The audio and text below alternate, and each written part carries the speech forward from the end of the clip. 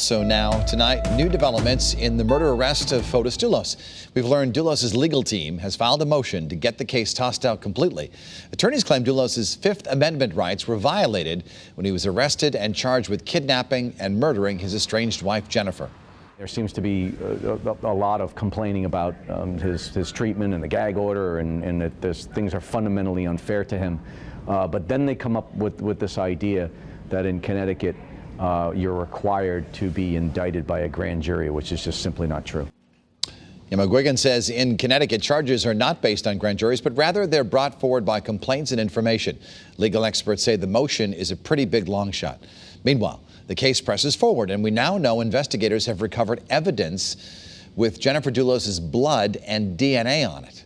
Channel 3 Eyewitness News reporter Aya Galal got an inside look at the State Forensic Crime Lab where that evidence was processed, and she's live now from the lab in Meriden tonight. Sort of like a page out of CSI, right, Aya?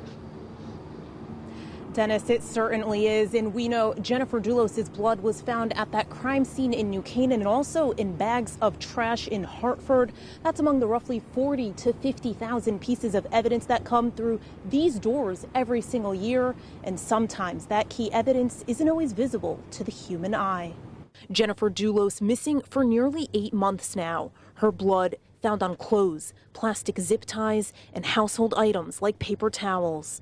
This Meriden forensic lab is where that evidence was sent to be tested. The analyst examines the evidence, takes the samples that they need, processes it, gets results, evaluates the results, writes a report, and sends that back to the submitting agency. Cheryl Carrero is the assistant director of the State Forensic Lab.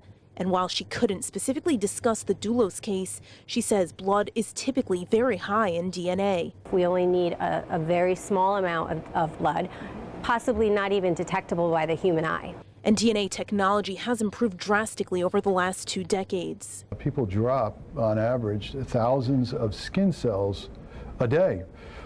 It's only a few skin cells that we need in order to develop a profile. Results produced inside this lab are crucial to the criminal justice system. We're here to do valid scientific methods, get valid scientific results. It'll all be key when the prosecution presents its case against Fotis Dulos. If there is evidence to suggest she lost so much blood that she must be dead, we've yet to see it.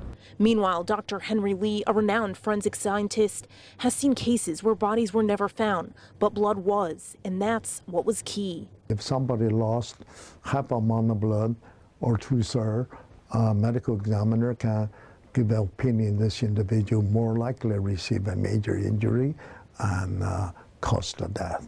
He says what it comes down to is the amount of blood and type of DNA recovered. So once that DNA has been tested here at the lab, it goes back to the agency that it came from. We're also told that the forensic scientists here get busier and busier every single year.